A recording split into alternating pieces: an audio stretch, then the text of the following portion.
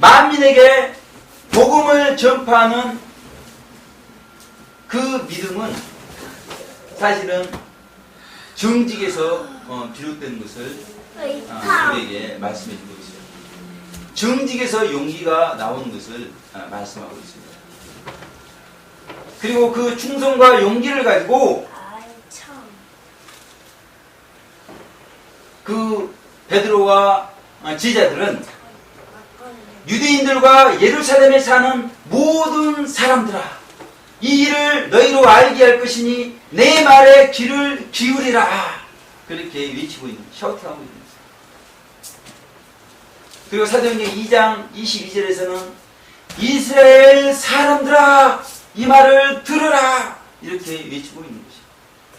그 사도행전 2장 29절에서는 형제들아 내가 조상 다윗에 대하여 담대히 말할 수 있노니, 이렇게 외치고 있다는 것입니다. 그러니까 이웃들을 구원으로 인도하기 위한 불같은 마음이 그들에게 있는 것을 볼 수가 있어요. 그 전에는 그렇지 않았죠. 그 전에는 외치지도 않았죠. 그 전에는 이렇게 외쳐야 될 입을 가지고 음식이나 먹고 있었던 그들이 변화가 되어가지고 그 노방에 있어서 담대하게 외치고 있는 모습을 우리 가운데 보여주고 있습니다. 하나님께서 왜 저를 노방의 샤우터로 세워주십니까? 그것은 이 시대에 필요한 믿음,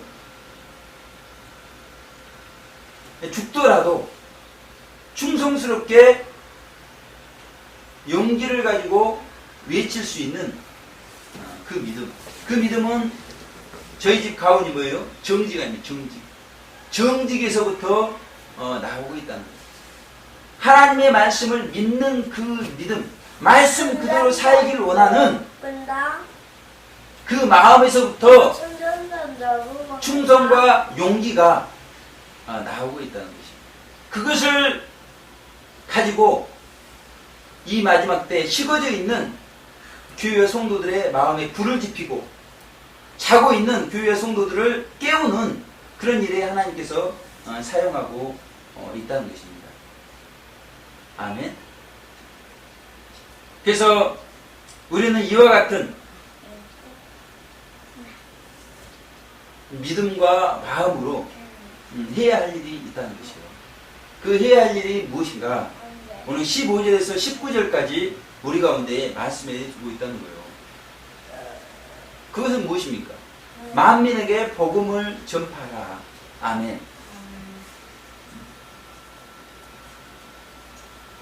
근데 지금까지 복음을 우리가 전해왔어요? 안 전해왔어요? 전해왔다는 것입니다. 복음을 전하다 보면 문제가 길이 안 보이는 경우가 많이 있어요. 대부분 사람들이 더 이상 진행하지를 못하는 거예요. 근데 제 나이 또래의 젊은 울산 온양 순복음교회 안호숙 목사님이 계시는데, 이분은 이 순복음교회 불모지, 지금 교회가 있는 곳이 불모지라는 것입니다. 근데 그곳에서 큰 부흥을 이룬 자신의 경험을 책으로 썼어요. 그 책 제목이 마음이 없으면 핑계만 보이고 마음이 있으면 길이 보인다. 정말 죽어가는 영혼들, 복음을 들어보지 못한 영혼들, 그 불모지에 복음을 전하고자 하는 그 한 가지, 그리고 그곳에서 그렇게 순종해서 행했을 때 길이 열리더라는 거죠. 그곳에 부흥의 역사가 일어나더라는 거죠. 그분이 이제 자신에게 역사하신 그 하나님의 놀라운 일을 간증하기 위해서 이제 그 먼 곳에서 이곳까지 왕복 10시간이 걸리는 거리입니다. 마침 오는 날에 기록적인 비가 쏟아지고 있었어요. 오지 못할 이유를 들려면 수많은 이유가 있었다는 거예요. 근데 꼭 와야 되는 한 가지 사실, 이곳에 정말 신실한 하나님의 종들이 하나님께서 행하신 놀라운 일들을 듣기를 원하기 때문에 그 한 가지 사실, 그로 말미암아 이분이 강의 시작 직전에 도착할 수가 있었다는 거죠. 특별히 이분은 이제 누가 고추는 사람들이 안 온다 이거예요. 그리고 요즘은 지하에도 사람들이 오지 않는다는 거죠. 그런 편견이 있는 거예요. 이분은 그 편견에 또 도전하고 싶다는 것입니다. 마음이 있으면 고층이 문제가 아니고 지하가 문제가 아니라는 거예요. 우리의 마음 문제라는 것이에요. 마음. 그 편견이 문제라는 것이에요. 거기에 걸려 있으면, 막혀 있으면 만민에게 복음을 전파할 수 없다는 것입니다. 이분은 아무나 할 수 없는 그런 일에 도전을 해서 만민에게 복음을 전파했다는 거예요. 그런가 하면 어떤 목사님께서는 누구나 쉽게 할 수 있는 관계 정도, 오이코스에 대해서 말씀해 주셨어요. 그래서 5손가락, 작정하고, 기도하고, 사귀고, 초청하고, 열매는 하나님께서 맺는다.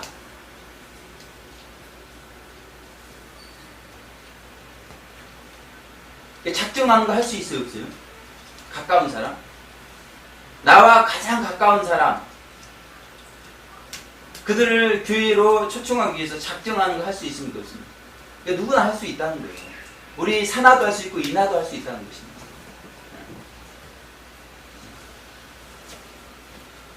그렇게 가까운 사람들, 관계 있는 사람들을 쉽게 그들에게 복음을 전파할 수가 있다는 것입니다. 아멘. 아멘.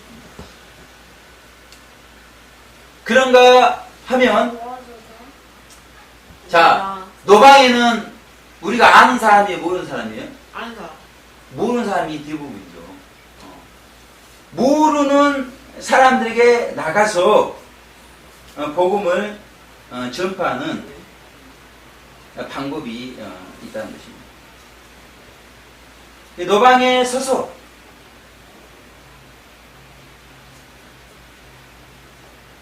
우리가 하나님의 은혜로 말미암아 구원을 받을 수가 있다. 우리 인간은 스스로 구원받을 수가 없다. 하나님께서 독생자 그리스도를 우리 가운데 허락하셨다. 누구든지 예수님을 믿는 믿음으로 구원을 받을 수 있는 것을 우리가 노방에서 외칠 수가 있다는 것입니다. 아멘. 제가 이 3번의 간증을 들어보니까 순서대로 다 해온 것들입니다.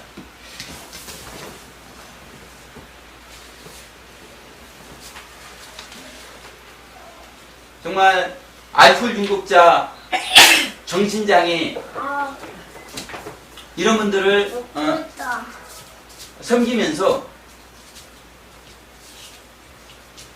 이분들에게 복음도 전해받고 또 관계가 있는 분들에게도 복음을 전해받고 노방에서도 복음을 전하고 있는데 한 가지 못한 게 성교를 못하고 있다. 성교. 이와 같이 우리는 만민에게 복음을 전하는 방법이 매우 다양하다는 것을 말씀하고 있고 길이 없으면 길을 만들면 된다. 아멘. 아멘. 우리가 선교를 해본 게 아니잖아요. 어떻게 해야 될지도 모르는 상황이 있습니다. 그런데 하나님께서는 제게 꿈을 통해서 북한 선교를 말씀하고 있습니다. 어떻게 해야 될지, 어디서부터 해야 될지, 무엇을 해야 될지 몰라요. 길이 없어요. 그러나 길은 만들면 된다는 거예요. 천국 가는 길이 있어. 그런데 천국 멀리 그 길은 멀리 있어. 천국 멀리 그 제자들처럼 아빠 슬퍼하며 울고 있을 때 만들어지는 게 아니라는 거예요. 천국 제자들처럼 음식을 먹고 있을 때 길이 만들어지는 게 천국 아니에요. 어디에 있어? 천국 우리나라에 있어? 하늘에 있어. 제자들이 그때 예수님께서 십자가에 죽으시고 무덤에 장사되었을 때 그들은 기도하며 금식을 했어야 돼요. 그러면 그들의 마음에 불같은 성령이 임하고 그들은 오순절 성령 강림 전에도 사실은 복음을 전할 수가 있었을 것입니다. 북한 선교의 길은 기도와 금식으로 만들어진 길이에요. 그러니까 우리 영광스러운 교회 성도님들이 이제 마지막 남은 한 가지 선교를 위해서 특별히 이제 북한 선교부터 시작을 합니다. 북한 선교를 위해서 뭘 해야 되겠어요? 기도해야 되겠죠. 그리고 이제 월요일부터 금식하는 저를 위해서 뭘 해야 되겠어요? 중보를 해야 돼요.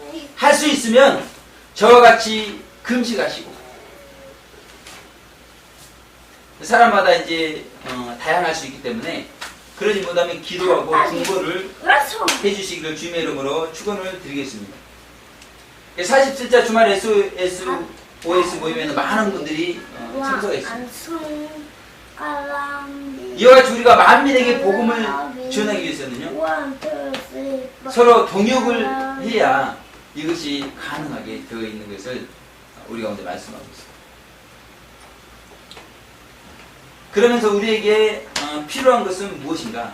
그것은 최선이 아니라 믿음이 필요하다는 거예요. 믿음. 최선은 그 출발점이 우리 자신으로부터 시작되기 때문에 최선을 다하다가 포기하는 사람들이 너무나 많다. 대부분 사람들이 노방에서 최선을 다하다가 다 포기해요.